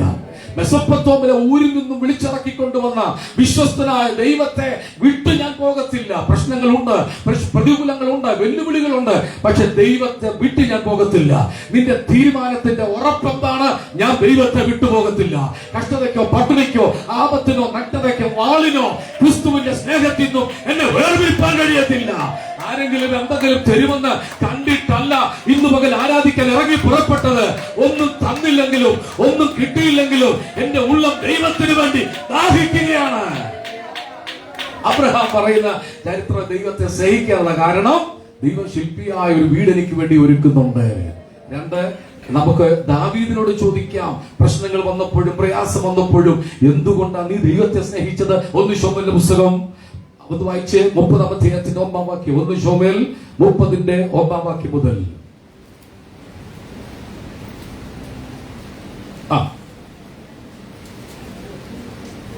ദാവീദും അവന്റെ ആളുകളും 3-ാം ദിവസം സിക്ലാഗിലെത്തിയപ്പോൾ ദാവീദും അവന്റെ ആളുകൾ 3-ാം ദിവസം സിക്ലാഗിൽ എത്തിയപ്പോൾ അമാലേക്കര് വന്ന് തെക്കദേശവും സിക്ലാഗും ആക്രമിച്ചു. സിക്ലാഗിനെ ജയിച്ചു, അതിനെ തീ വെച്ച് പ്രതികാരം വരുമ്പോൾ ഇങ്ങനെയാണ്. അവന്റെ വസ്ത്രം പോലും കണ്ടുകൂടാ, കത്തിച്ചുകള, അവന്റെ വീട് കത്തിച്ചുകള, അവന്റെ തലമുറകളെ കത്തിച്ചുകള. വൈരാഗ്യത്തിന്റെ അഗ്നി അകത്ത് ആളിപ്പടരുമ്പോൾ അവന്റെ കുടുംബത്തിന്റെ പേര് പോലും കാണാൻ പാടില്ലെന്ന് പറഞ്ഞ് അബ്രഹാം ദാവീദിന്റെ വീട്ടിൽ വന്ന് ആക്രമണം നടത്തിയ ആളുകൾ തന്റെ ഭാര്യമാരെയും മക്കളെയും പിടിച്ചുകൊണ്ടുപോയി കൊന്നില്ല, പക്ഷേ കൂടാരം തകർത്തു കളഞ്ഞു. ശത്രുവിനെ കൊണ്ട് ശ്രദ്ധിച്ച്, ചില കാര്യങ്ങൾ ദൈവം ചെയ്യിക്കുന്നത് നിന്നെ കുറിച്ചുള്ള പദ്ധതി വെളിപ്പെടാനാ. അത് ചിലർക്ക് മനസ്സിലായി. ശത്രുവിനെ കൊണ്ട് നിന്റെ വീടിനെതിരെ ചില കാര്യങ്ങൾ ചെയ്യിക്കുന്നത് ദൈവപ്രവൃത്തി വെളിപ്പെടാൻ വേണ്ടിയാണ്. ഞാൻ ഒന്നുകൂടെ പറയാം, ചില ആളുകൾ നിനക്കെതിരെ എഴുന്നേറ്റിട്ടുണ്ട്, ചില വില്ലാളികൾ നിനക്കെതിരെ എഴുന്നേറ്റിട്ടുണ്ട്. ഇന്ന് പകൽ ആത്മാവിൽ പറയാം, അവർ നിമിത്തം നിനക്കൊരു ജയം തരാൻ പോവുക. അതെന്താ പാസ്റ്ററെ അങ്ങനെ പ്രസംഗിച്ച് പറഞ്ഞുതരാം. ദൈവത്തിന്റെ പദ്ധതി ദാവീദിനെ കുറിച്ചുള്ളത് വീട് വെച്ച് വീടിനകത്ത് കിടന്നുറങ്ങാനല്ല. ദൈവത്തിന്റെ പദ്ധതി അവനെ ഇസ്രായേലിന്റെ രാജാവാക്കാനാ. കിരീടം റെഡിയായി കഴിഞ്ഞു, ചെങ്കോൽ റെഡിയായി, അധികാരം റെഡിയായി. പക്ഷേ ദാവീദ് ഇപ്പോ വീട് പണിതു. എവിടെ? സിക്ലാഗിൽ വീട് പണിതു. കന്നുകാലികൾക്ക് തൊഴുത്ത് കെട്ടി ഒരു കൊച്ചു കുടുംബം ഉണ്ടാക്കിയിട്ട് അതിനകത്ത് അങ്ങ് ഒതുങ്ങാൻ ശ്രമിക്കുക. അതിനകത്ത് ഒതുങ്ങാനല്ല നിന്നെ വിളിച്ചത്, നിന്നെ ഇസ്രായേലിനെ രാജാവാക്കാൻ വേണ്ടിയാ. അവൻ പരിശുദ്ധമോ കൈ ചൂണ്ടി പറയുക, ദൈവ പദ്ധതിയുടെ പൂർത്തീകരണത്തിൽ നീ വരുന്നില്ലെങ്കിൽ ചില ആളുകളെ ദൈവം നിനക്ക് വിരോധമാക്കിയിട്ട് നിന്റെ വീടിന് തീ വെച്ച് നിന്റെ തലമുറകളെ സന്ദർശിച്ച് നിന്നെ പുറത്തെടുത്തു കൊണ്ടുവന്ന് ഇസ്രായേലിനെ രാജാവാക്കി ദൈവം മാറ്റും. ഈ ലൈവിലൂടെ കാണുന്ന ചിലരോട് ദൈവാത്മാവി പ്രവചിച്ചു പറയുകയാണ്, കർത്താവിനെ കാണിക്കുന്ന ഒരു കാഴ്ച. ദൈവ പദ്ധതിയിലേക്ക് നീ വന്നു ചേരുന്നില്ലെങ്കിൽ, ദൈവത്തിന്റെ പദ്ധതിക്ക് നീ ചുവട് വെക്കുന്നില്ലെങ്കിൽ, ചില എതിരാളികൾ നിനക്കെതിരെ എഴുന്നേൽക്കും, ചില വില്ലാളികൾ നിനക്കെതിരെ എഴുന്നേൽക്കും. മനഃപൂർവ്വമായ ചില പ്രശ്നങ്ങൾ സൃഷ്ടിച്ച് നിന്നെ പുറത്തു ചാടിക്കാൻ ദൈവത്തിന്റെ പദ്ധതി ഒരുക്കുകയാണെന്ന് ആത്മാവി തൂതു പറയുക. ചില ആളുകൾ വിരോധമായി മാറിയപ്പോൾ നിങ്ങൾ പറഞ്ഞു, ദൈവമേ അവരെല്ലാം ശത്രുക്കളായി മാറി, അവരെല്ലാം എതിരായി മാറി. No, never. അങ്ങനല്ല. നിന്നെ രാജാവാക്കാൻ വേണ്ടിയാ. മനസ്സിലായില്ല? ഇസ്രായേലിനെ രാജാവാക്കി നിന്നെ മാറ്റാൻ ദാവീദ് ദൈവം പദ്ധതി ഒരുക്കുമ്പോ നീ വീട് കെട്ടി അതിനകത്ത് ഒതുങ്ങാനല്ല. ഒതുങ്ങിപ്പോകുന്ന ആരെങ്കിലും ഉണ്ടെങ്കിൽ നീ നിന്നെ തന്നെ മനഃപൂർവ്വം ഒതുക്കിയാൽ ആരും അതിന് ഉത്തരവാദിയല്ല. പക്ഷേ പൈശാചിക മണ്ഡലങ്ങൾ നിന്നെ ഒതുക്കാൻ ശ്രമിക്കുന്നെങ്കിൽ ദൈവാത്മാവി ഞാൻ പറയാം, ഒരു ശക്തിക്ക് നിന്നെ ഒതുക്കാൻ കഴിയത്തില്ല. നിന്റെ മേൽ വീണ അഭിഷേകം അത്ര ശക്തിയുള്ള അഭിഷേകമാണ്. കൈയൊന്ന് അടിച്ചൊന്ന് ദൈവത്തിന് സ്തോത്രം ചെയ്താട്ട്. ഇപ്പോൾ ആരും നിന്നെ കാണുന്നില്ല, ഇപ്പോൾ സാഹചര്യം ഒന്നും നിനക്ക് അനുകൂലമല്ല, പക്ഷെ അടുത്ത ദിവസങ്ങളിൽ ദൈവം അത് ചെയ്യാൻ പോകുക. അപ്പൊ അബ്രഹാം ദൈവത്തെ സ്നേഹിച്ചത് ശില്പിയായി നിർമ്മിച്ച ഒരു വീട് കിട്ടുമെന്നും അതുകൊണ്ടാണ്. സമ്പന്നനായ അബ്രഹാം ദൈവത്തെ സ്നേഹിച്ചത് അതുകൊണ്ടാണ്. ദാവീദ്, നിന്റെ ജീവിതത്തിൽ നീ ദൈവത്തെ സ്നേഹിക്കാനുള്ള കാരണം എന്താണ്? ഞാൻ പറഞ്ഞുതരാം. അടുത്ത വാക്യത്തിലുണ്ട്, ഓടിച്ചു വായിക്കാം. അവിടെയുള്ള വലിയവരും ചെറിയവരുമായ സ്ത്രീകളെ പിടിച്ചുകൊണ്ട് തങ്ങളുടെ വഴിക്ക് പോയതല്ലാതെ ആരെയും കൊന്നില്ല. ദാവീദും അവന്റെ ആളുകളും പട്ടണത്തിലേക്ക് വന്നപ്പോൾ അത് തീ വെച്ച് ചുട്ടിരിക്കുന്നതും ഭാര്യമാരെയും പുത്രിപുത്രന്മാരെയും അടിമകളായി തീ വെച്ച് ചുട്ടുകളഞ്ഞു. ഇല്ലെങ്കിൽ നീ വീണ്ടും അവിടെ കയറി പാർക്കും. വീട് തീ വെച്ച് കത്തിച്ചു കളഞ്ഞപ്പോ വീടില്ല എന്നൊരു സങ്കടം വന്നില്ലേ? ആ വീട്ടിലല്ല നിന്നെ പാർപ്പിക്കുന്നത്. ആരോടോ ശക്തമായി പറയുന്നു, കുടിലായിരിക്കാം, വീടില്ലായിരിക്കാം, ഭൂമി മാത്രമേ ഉള്ളായിരിക്കാം. അതല്ല നീ കാണേണ്ടത്. അതിനപ്പുറത്തൊരു പദ്ധതി ഉണ്ടെന്ന് വിശ്വസിച്ചോണം. ഭൗതിക മണ്ഡലത്തിലെ ഒരു ദൂത് ഞാൻ പെട്ടെന്ന് കൈമാറാം. ഇപ്പോഴുള്ള നിന്റെ വീട് കണ്ട് നീ വിഷമിക്കരുത്. ഇപ്പോഴുള്ള നിന്റെ പശ്ചാത്തലം കണ്ട് നീ ദുഃഖിക്കരുത്. ദാവീദ്, നിനക്ക് വേണ്ടി കൊട്ടാരം ഒരുങ്ങാൻ പോകുകയാണ്. ഈ ദൂത് ചാടി ഏറ്റെടുത്ത് ദൈവത്തെ സ്തുതിച്ചോണം. വീടില്ലാത്തവരോട് പരിശുദ്ധാത്മാവ് ഒരു ദൂത് കൈമാറുകയാണ്. ഇത് പ്രസംഗിച്ചുകൊണ്ടിരിക്കുമ്പോൾ വീടില്ലാത്തവരോട് ദൈവാത്മാവ് ഒരു ദൂത് കൈമാറുകയാണ്. വരും ദിനങ്ങളിൽ അതിന്റെ പദ്ധതി നടക്കാൻ പോകുക. വരും ദിനങ്ങളിൽ അതിന്റെ ക്രമീകരണം നടക്കാൻ പോകുക. അത് വിശ്വസിക്കുന്നവ കരമടിച്ച് അന്യഭാഷയിൽ ദൈവത്തെ ആരാധിച്ചാട്ട് ഒരു ദൂത് കർത്താവിനെ കാണിക്കുന്നു. കേസ് സംബന്ധമായ വിഷയത്തിൽ, വീടിന്റെ വിഷയം, കേസ് ഭൗതിക വിഷയം, പറമ്പിന്റെ വിഷയം, വസ്തു സംബന്ധമായ തർക്കങ്ങൾ, കേസിനകത്ത് അകപ്പെടുത്തി നീ ഒരു പരദേശിയെ പോലെ പാർക്കത്തക്കവണ്ണം ഇരുട്ടിന്റെ ശക്തികൾ ഒരുക്കുന്ന ഒരു പദ്ധതി ഉണ്ട്. ഇന്നു പകൽ ആ പദ്ധതിയെ പൊളിക്കുന്ന ഒരു വിടുതൽ ദൈവം അയക്കാൻ പോവുകയാണ്. എല്ലാവരും പ്രാർത്ഥിച്ച ചില ദൂതുകൾ ഇന്നു പകൽ ഇതിനകത്ത് വെളിപ്പെട്ട് ചിലരെ ദൈവം പുറത്തെടുക്കാൻ പോവുകയാണ്. കത്തിച്ചു കളഞ്ഞത്, ശാന്തനാക്കി കളഞ്ഞത് നീ വിഷമിക്കരുത്, കൊട്ടാരം നിനക്ക് വേണ്ടി ഒരുങ്ങുകയാണ്. ദാവീദ് അത് ഓർത്തിരുന്നെങ്കിൽ തുള്ളിച്ചാടി ആരാധിച്ചേനെ. ദാവീദ് കഷ്ടത്തിലായെന്ന വായിക്കും. നിന്റെ പ്രശ്നം നിന്നെ കഷ്ടത്തിലാക്കിയിട്ടുണ്ട്. അങ്ങനെയുള്ള ആരെങ്കിലും ഇതുപോലെ ഇവിടെ വന്നിട്ടുണ്ടോ? നിന്റെ പ്രശ്നം കഷ്ടത്തിലായെന്നുള്ളവർ ആരെങ്കിലും ഉണ്ടോ? ഉണ്ട്. ചില കൈകൾ ഞാൻ കാണുന്നുണ്ട്. നിന്നോട് ഉത്തരം ദൈവം തരിക. ആ കഷ്ടത്തെ ദൈവം ലാഭമാക്കി മാറ്റാൻ പോവുകയാണ്. ഒരു പദമുണ്ട്, ദാവീദ് വലിയ കഷ്ടത്തിലായി.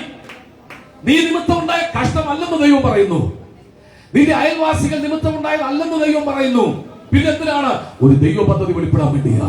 ആരോടാന്ന് എനിക്കറിയത്തില്ല. കർത്താവ് ശക്തമായി പറയുന്നു, ഒരു പദ്ധതി വെളിപ്പെടാൻ പോകുക. യേശുവിന്റെ നാമത്തിൽ അത് വെളിപ്പെട്ടു വരട്ടെ. കേസ് കൊടുത്ത് നിന്നെ ഒതുക്കി നിന്നെ നന്മ നിനക്ക് തരാതിരിക്കത്തക്കവണ്ണം ഏതോ ചില മണ്ഡലത്തിൽ വ്യാപരിക്കുന്ന അന്ധകാരങ്ങളെ ഈ പകൽ ഞങ്ങൾ ശാസിക്കുക. ദാവീദ് വീട് വെച്ചപ്പോൾ നമ്മളെല്ലാം പറയുന്ന പോലെ തന്നെ പറഞ്ഞു കാണും, കർത്താവ് എനിക്കൊരു വീട് തന്നതുകൊണ്ട് ഞാൻ കർത്താവിന് എന്റെ കുഞ്ഞുങ്ങൾക്കും എന്റെ ആ വീട്ടിലുള്ളവർക്കെല്ലാം താമസിക്കാൻ കൂടുതലെല്ലാം പണിതു. പക്ഷെ ദൈവം നോക്കുമ്പോ നിന്നെ കുറിച്ച് അതല്ല പദ്ധതി. ദൈവത്തിന്റെ പദ്ധതി കൊട്ടാരത്തിന് അത് കൊണ്ടുപോകാൻ വേണ്ടിയാ. എന്തു പറഞ്ഞിട്ടും കേൾക്കുന്നില്ല, എന്തു പറഞ്ഞിട്ടും അനുസരിക്കുന്നില്ല. അപ്പൊ ദൈവം തീരുമാനിച്ചു, സിക്ലാഗ് ആക്രമിക്കാൻ അമാലേക്കിനെ കൊണ്ടുവന്നു. ചില ആക്രമണങ്ങൾ നിനക്കെതിരെ ചുറ്റുവട്ടത്തു നിന്നും വരുന്നത് ദൈവം അറിഞ്ഞു തന്നെയാ. അത് പറഞ്ഞപ്പോൾ ആമീൻ കുറഞ്ഞുപോയി. ശക്തിയുള്ള ആമീൻ പറഞ്ഞാട്ട്, അയ്യോ പാസ്റ്ററെ ഞാൻ അറിഞ്ഞില്ല, ഞാൻ വിചാരിച്ചു എന്നോടുള്ള ശത്രുതയാണ്. നല്ല, നിന്നോടുള്ള ശത്രുതയല്ല, നിന്നെ കൊട്ടാരത്തിൽ കയറ്റാൻ വേണ്ടിയാ. ഒന്നുകൂടെ പറഞ്ഞാൽ മറ്റൊരു പദ്ധതിക്ക് വേണ്ടി നിന്നെ ഒരുക്കുകയാ. മറ്റൊരു ക്രമീകരണം ദൈവം ചെയ്യാൻ പോകുക.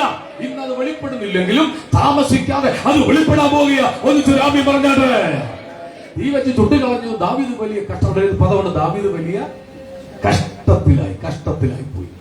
എന്താ ചെയ്യേണ്ടത്? കഷ്ടത്തിലാകുമ്പോ എന്താ ചെയ്യേണ്ടത്? സഹോദരങ്ങളോടൊക്കെ ഒന്ന് പറയണം. അവര് പറയും, നിനക്കത് വരാൻ ഞങ്ങൾ കാത്തിരിക്കുകയായിരുന്നു. ഹലോ, കേട്ടില്ലേ? നിനക്കിത് ഭവിക്കാൻ ഞങ്ങൾ കാത്തിരിക്കുകയായിരുന്നു. പിന്നെ ആരോടാ പറയേണ്ടത്? ദൈവദാസന്മാരോട് പറയാം. അവര് പറയും, പ്രാർത്ഥിക്കാൻ വിഷമിക്കേണ്ട, ധൈര്യമായിട്ട് പൊക്കോ. പിന്നെ ആരോടാ പറയേണ്ടത്? ദൈവത്തോട് പറഞ്ഞപ്പോ ദൈവം പറഞ്ഞു, വിഷമിക്കരുത്, പിടിച്ചുകൊണ്ടുപോയതിനെ തിരിച്ചു തരാൻ പോവുക. ആരോടെ? കർത്താവ് പറയും, നഷ്ടപ്പെട്ടതിനെ ദൈവം തിരിച്ചു തരാൻ പോവുക. നഷ്ടപ്പെട്ട സൗന്ദര്യം, നഷ്ടപ്പെട്ട ജോലി, നഷ്ടപ്പെട്ട സമ്പത്ത്, നഷ്ടപ്പെട്ടതെല്ലാം ദൈവം തിരിച്ചു തരാൻ പോവുക. നഷ്ടത്തെ ലാഭമാക്കുന്ന ഒരു ദൈവം നമ്മുടെ ദൈവമാണ്. എന്താ ചെയ്യേണ്ടത്? ദാവീദിന്റെ കൂടെ നിന്ന ആളുകൾ എന്ത് ചെയ്തു? അല്ലല്ല, കല്ലെടുത്തു. അത് കണ്ടില്ലേ? എന്ത് ചെയ്തു? എന്തിനാ കല്ലെടുത്ത്? കൂടെ നിന്നവനെ ഒറ്റിക്കൊടുത്ത് എറിയുന്ന ആളുകളുണ്ട്. ആത്മമണ്ഡലത്തിലും ഉണ്ട്, ഇവിടെ ഉണ്ടെന്നേ. ആത്മമണ്ഡലത്തിലും ഉണ്ട്. കൂടെ നിന്നവനെ എറിയാൻ എന്ത് ചെയ്യാ? അത് വാക്കുകൊണ്ടും പ്രവൃത്തി കൊണ്ടും പരുവം കിട്ടിയാൽ ഒരു കീച്ചൻ കീച്ചു. നമ്മുടെ ഭാഷ നീ എറിയുന്ന കല്ല് ഓരോന്നും നിനക്ക് വിരോധമായി ഒരു ദിവസം തിരിഞ്ഞെറിയും. ശ്രദ്ധിച്ചേ, എറിയാൻ ഒരുങ്ങരുത്. ഒരു ചെറിയ കല്ലുകൊണ്ട് പോലും നീ ആരെ എന്ത് ചെയ്യരുത്? അഭിഷക്തനാണ്, ആത്മാവുള്ളവനാണ്, ദൈവവുമായി കണക്ട് ഉള്ളവനാണ്. അവനെ ഇല്ലാതാക്കാൻ നീ എറിയുന്ന കല്ലുകൾ നിനക്ക് ദോഷമായിട്ട് വരും. ദാവീദേ, നിന്നെ കുറിച്ചൊരു പദ്ധതി ദൈവം ഒരുക്കി വെച്ചിരിക്കുക. കൂടെ നിന്നവരെല്ലാം കൂടെ ആർക്കെതിരായി? ഇപ്പോ ദാവീദിനെതിരായി. അപ്പോൾ ദാവീദ് കരഞ്ഞു. എന്തിന്? ബലമില്ലാതാകുമെന്ന് കരഞ്ഞു. അങ്ങനെ കരഞ്ഞവരുണ്ടോ? കരഞ്ഞ് ബലമില്ലാതാകുമെന്ന് കിടക്കിൽ കിടന്ന് കരഞ്ഞവർ ഇതിനകത്തിരിപ്പുണ്ട്. ആ കരച്ചിൽ സ്വർഗസിംഹാസനത്തെ പിടിച്ചു കുലുക്കി. കരയുന്നവരോടാ ദൈവം പറയുന്നത്, നിന്റെ പ്രാർത്ഥന സ്വർഗത്തെ പിടിച്ചു കുലുക്കി കഴിഞ്ഞു. ദൈവം എഴുന്നേറ്റു നിനക്ക് വേണ്ടി. നഷ്ടപ്പെട്ടതിനെ തിരിച്ചു കൊടുത്തു. നിങ്ങൾ ശ്രദ്ധിക്കണം. ഒന്നുകൂടെ ഞാൻ പറയാം. ചില ആളുകൾ നിന്നെ എറിയാൻ കല്ലെടുക്കുന്നതും, ചില ആളുകൾ നിന്റെ വീടിനെ, നിന്റെ കംഫർട്ട് സോണിനെ തീ വെച്ച് കത്തിക്കുന്നതും, നിന്നെ അസ്വസ്ഥമാക്കുന്നതും ദൈവം അറിഞ്ഞുകൊണ്ട് തന്നെയാണ്. ഇങ്ങനൊരു സഭ തുടങ്ങാൻ കാരണം എന്താണെന്ന് ആരെങ്കിലും ചോദിച്ചാൽ ഒറ്റ വാക്കി ഞാൻ പറയാം, ഇത് ദൈവം അറിഞ്ഞുകൊണ്ട് തന്നെയാണ്. ഒരാമിൽ ഉറക്കെ എന്ന് പറഞ്ഞിട്ട് അറിഞ്ഞുകൊണ്ട് തന്നെ ദൈവം ചെയ്തതാണെന്ന്. ഒടുവിൽ നഷ്ടപ്പെട്ടതിനെ ദാവീദ് തിരിച്ചു പിടിച്ചു. ദാവീദിനെ ദൈവം കൊട്ടാരത്തിലേക്ക് മാറ്റി. ഈ ഞായറാഴ്ച, ഈ മാസം, ഈ അവസാനം ഒരു ദൂത് പറയുകയാണ്. ഇവിടെ ഇരുന്ന് ആരാധിച്ചപ്പോൾ കർത്താവിന് ഒരു കാഴ്ച കാണിച്ചു. ചില മാറ്റങ്ങൾ നിങ്ങളുടെ ജീവിതത്തിൽ സംഭവിച്ചു കഴിഞ്ഞു. നിന്റെ ഭാവി അസ്തമിച്ചു എന്ന് ആരെങ്കിലും പറഞ്ഞെങ്കിൽ ഞാൻ ആത്മാവിൽ തെളിവായി പറയാം, ഇല്ല, തുടങ്ങാൻ പോവുക. ഉറക്കെ പറഞ്ഞ തുടങ്ങാൻ പോവുക. അടുത്തിരിക്കുന്ന ആൾക്ക് കൈ കൊടുത്തോണ്ട് പറഞ്ഞു, ദൈവം ചിലത് തുടങ്ങാൻ പോവുക എന്ന് പറഞ്ഞു. ദൈവം ചിലത് തുടങ്ങാൻ പോവുക. 2, ദാവീദ് പറയും, എന്നെ സ്നേഹിച്ചതുകൊണ്ടല്ല, എനിക്ക് വേണ്ടി ചില കാര്യങ്ങൾ ചെയ്തതുകൊണ്ടല്ല, അവന് എന്നെ ഈ സ്ഥാനത്തേക്ക് കൊണ്ടുവന്നത് കൊണ്ട് തന്നെ. 1, ദൈവ ശില്പിയായി നിർമ്മിച്ച അടിസ്ഥാനമുള്ള വീട് കിട്ടിയത് കൊണ്ട്. 2, ഈ സ്ഥാനത്തേക്ക് എന്നെ ദൈവം കൊണ്ടുവന്നത് കൊണ്ട് തന്നെയാണ്. യോഹന്നാന്റെ സുവിശേഷം 20-ാം അധ്യായത്തിന്റെ 10-11 വായിച്ച് ഞാൻ വാക്കുകൾ അവസാനിപ്പിക്കാം. യോഹന്നാന്റെ സുവിശേഷം 20-ാം അധ്യായത്തിന്റെ 10-11 പെട്ടെന്ന് വായിക്കുക. അങ്ങനെ ശിഷ്യന്മാർ അവര് വീട്ടിലേക്ക് പോയി. ആ പശ്ചാത്തലം അറിയാമല്ലോ. യേശു മരിച്ചു, അടക്കപ്പെട്ടു. ശിശുമാരെല്ലാം ചെതറിപ്പോയി. പ്രശ്നങ്ങൾ ചെതറിക്കാൻ സാധ്യത ഉണ്ടാകും. പക്ഷെ ചെതറിയവർ ഒന്നിച്ചിരുന്നു. പക്ഷെ ഒരു സ്ത്രീക്ക് വീട്ടിനകത്ത് ഇരിക്കാൻ പറ്റുന്നില്ല. ഇതാണ് ഞായറാഴ്ച എന്ന് അറിയുമ്പോ ശനിയാഴ്ച ഡ്രസ്സൊക്കെ തേച്ചു ഭംഗിയാക്കി ഇട്ടു ആരാധനയ്ക്ക് വരാനുള്ള ഒരു ആവേശമാണ്. കാൽവറിയിൽ യേശു മരിച്ചത് ഇവര് കണ്ടതാ. ഈ സ്ത്രീകൾ ബോഡി ഇറക്കുന്നത് കണ്ടതാ, കല്ലറെ കൊണ്ട് വെക്കുന്ന കണ്ടതാ. പക്ഷെ യേശു ജീവിച്ചിരുന്നപ്പോ പറഞ്ഞ ചില ദൂതുകൾ മനസ്സിനകത്ത് വന്ന് അവർക്ക് ഉറപ്പുണ്ട്, കല്ലറ തുറക്കുന്ന ഒരു ദിവസം വരാൻ പോവുകയാണ്. ഈ ദൂത് ഏറ്റെടുത്ത് ദൈവത്തെ ആരാധിച്ചോണം. അടച്ചു വെച്ച കല്ലറകൾ, മനഃപൂർവ്വം സീല് വെച്ച ചില വിഷയങ്ങൾ ആത്മാവ് കാണിക്കുന്നു, അത് തുറക്കാൻ പോവുകയാണ്. ഇത് പകൽ അല്പസമയം ആത്മാവിൽ കൈയടിച്ചൊന്ന് ആരാധിച്ച്, ബലപ്പെട്ടൊന്ന് ആരാധിച്ച് തുറക്കാൻ പോവുക. പൂട്ടിയിട്ട ചിലത് ദൈവം തുറക്കാൻ പോവുക. സീല് വെച്ച ചിലത് ദൈവം തുറക്കാൻ പോവുക. ജീവിച്ചിരുന്നപ്പോ പറഞ്ഞ ചില ദൂതുകൾ, പറഞ്ഞ ചില സന്ദേശങ്ങൾ ദൈവം നിനക്ക് വേണ്ടി തുറക്കാൻ പോവുക. ഏറ്റെടുത്ത് ആത്മാവിൽ ആരാധിച്ചോ. ബന്ധിക്കപ്പെട്ടവനെന്ന് പറഞ്ഞ് മനഃപൂർവ്വം നിന്നെ ബന്ധനത്തിൽ കുരുക്കിയിട്ട ചില വിഷയങ്ങൾ ദൈവം കാണിച്ചു പറയുകയാണ്. സീലുകൾ വെച്ചത് തുറക്കാൻ പോവുക.